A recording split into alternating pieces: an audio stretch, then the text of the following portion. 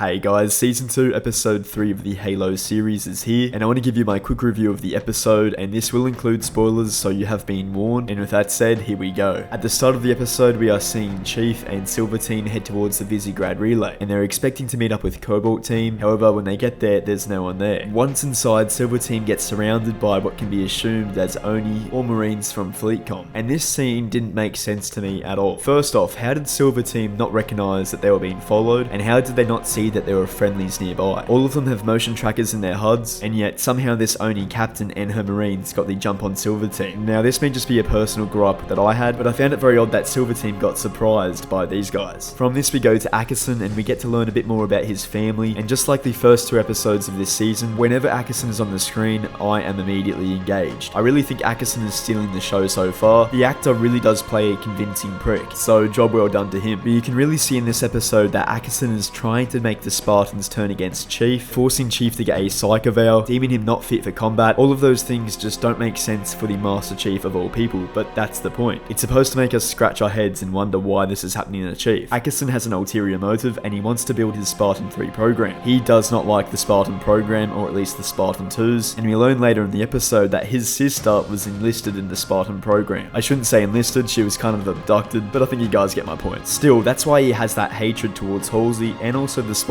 They became what his sister could not. You could see in this episode that he's trying to get as close as he can to Kai, and from the trailers we've seen so far, we know that Kai is going to be in charge of the Spartan 3s, and I figure we'll see that later in the season. And then it goes to the rubble. I feel like the story this time was a lot better, involving Quan, Lara, and Kessler. I still have to say that I just don't like the story with these guys. It is better, yes, but when we have the other side of the story focusing on the fall of Reach, or at least the Covenant about to invade Reach, this just does not compare in the slightest. I have a funny feeling a lot of you guys will agree with me on that. It's just an unnecessary filler that takes away from the story and just pads out the time of the episode. And somehow Quan is now a ninja. She took down the mutineers on Soren's ship to save Lara. She managed to take them all down, and I just don't know how that's possible when she wasn't shown to be a ninja. I understand that there was a 6-month time gap between Season 1 and Season 2, but you're telling me she learned all of that in 6 months? It just seems a little cheap. Now, I really enjoyed the scene where Chief punched the Oni grunts. Oni have been total dicks to Chief in this show, so I'm totally fine with him doing this, and I love how they showed the raw power of Chief. We see a bit more of the human side of Riz as she goes to see Lewis and have a dinner with him, and then we get to the big reveal that Cobalt Team is dead, or missing in action. This scene between Akerson and Keyes was really well done. My only gripe with this scene is this. I would have loved to have seen a flashback or little sequence showing the Spartans of Cobalt Team getting gunned down and then killed by the Covenant. I mean, we are talking about 4 Spartans here, and not just any Spartans, Spartan 2s, the best of the best. Imagine a scene similar to Halo Reach, showing a bunch of elite zealots fighting the Spartans and then killing them with their energy swords. That would have made this episode so much better, and I was really crossing my fingers that we would see that, but unfortunately we did not. I guess they did name drop the winter contingency, which was cool enough, and Akerson did mention that FleetCom were aware that the Covenant were on Reach. Akerson announces that he's going to be leaving Reach, and he asked if Keyes would come. We know from the trailers that Keyes is around and rallies the UNSC to fight back against the Covenant, so of course he says no. I think one thing I really liked about this episode was the overwhelming sense of dread. It's good that they convey how hopeless the fall of Reach is going to be before it starts. Towards the end of the episode, we see Akerson bring Soren to Halsey, and the scene leaves it quite ambiguous, but straight away you can tell there is a ton of tension between the two of them, so I am interested to see where that plot line is going to go. And to end the episode, Chief goes and sees Perez at a church, and this is where they talk about the recording on Sanctuary. The recording is playing a prayer from a Saint Healy, and the elite discloses that his name is Var Gatanai. I believe this is the same elite at the end of episode 2 who has been said to be the Arbiter. This isn't going to be the same Arbiter that we're used to in the Halo games, as Thelvadam didn't become Arbiter until after Halo Combat Evolved, and that makes me think Var Gatanai will die sometime during Reach, or when Chief and the Covenant go to the first Halo, and that should clear the way for Thelvadam to take center stage as the Arbiter. I like the parallels of faith in this scene. Chief and Perez are in a church, and they're listening to a prayer from an elite. It's a nice touch, and I thought that was cool, and lo and behold, the Covenant start attacking Reach. And then shocker, cliffhanger. Episode 3, Visegrad, gets a 7 out of 10. There were some really good bits in this episode that I quite enjoyed, and I do think we have now wrapped up the Rubble storyline, which I'm really happy about, so hopefully the story and show will just get better and better from here. Episode 4 looks to be insane with the fall of Reach and the Covenant attacking the planet. I'm really looking forward to it. If you guys enjoyed this video, please do drop me a like, and if you want to support me that little bit extra, please do drop me a sub. I'd greatly appreciate it. Thank you guys, and I'll see you all in the next video. Have a good one.